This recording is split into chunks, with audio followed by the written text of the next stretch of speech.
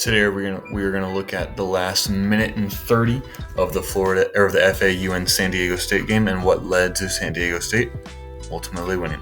So the first thing we're gonna see is Florida Atlantic is up 3 right here. So San Diego State, with maybe like 3 possessions left in the game, they know they need a bucket here. So what do?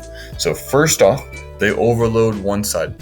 They get this driver with the ball going to his strong hand. So he's going to be right hand dominant, so he's going to go to his strong hand. They have their best shooter in the corner, knowing that no help is going to come from the strong side corner. That essentially means that this defender and this offensive player are playing one-on-one as long as he stays on the right-hand side. And he's right-handed dominant, so that's going to happen.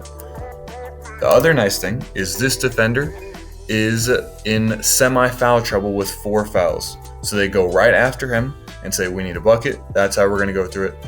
And bang, they get one. 1-point game.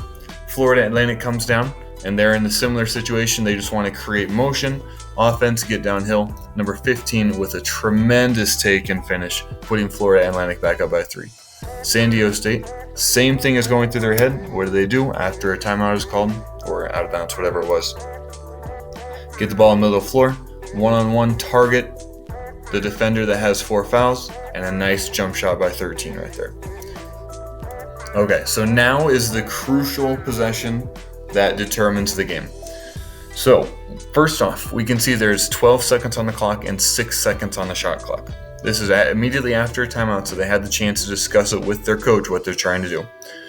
The first thing of note is whether you want to shoot with like 3 seconds on the shot clock, 5 seconds on the shot clock, or 1 second on the shot clock. So all of those things give very different opportunities for San Diego State if a rebound occurs.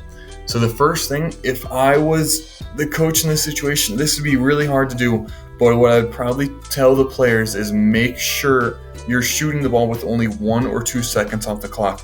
And that way, after the rebound happens, San Diego State has max of 5 seconds on the clock. It is really hard to get downhill and score on the other end in the court in 5 seconds. Here the drive happens, not a bad look. 33 does a good job moving. San Diego State gets the rebound, 9 seconds on the clock at this moment.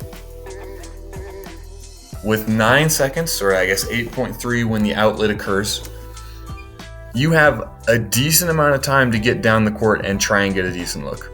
You have all the players obviously sprinting down. FAU's doing a good job getting back on defense. You can see the 4 red jerseys up in front. Butler pushes the ball across, looks for an opening. So right here, San Diego State is thinking, or the coach is already probably predetermined, whether they're going to call a situation the moment this ball gets outletted and try and draw something up, or if they're just going to let the players play. I personally am a big believer in just letting the players play and let them attack one-on-one.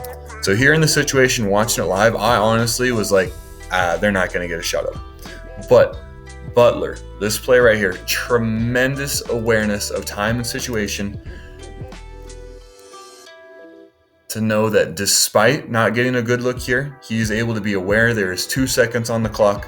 I can just do a little jab step, rise up, and get a decent look to go in.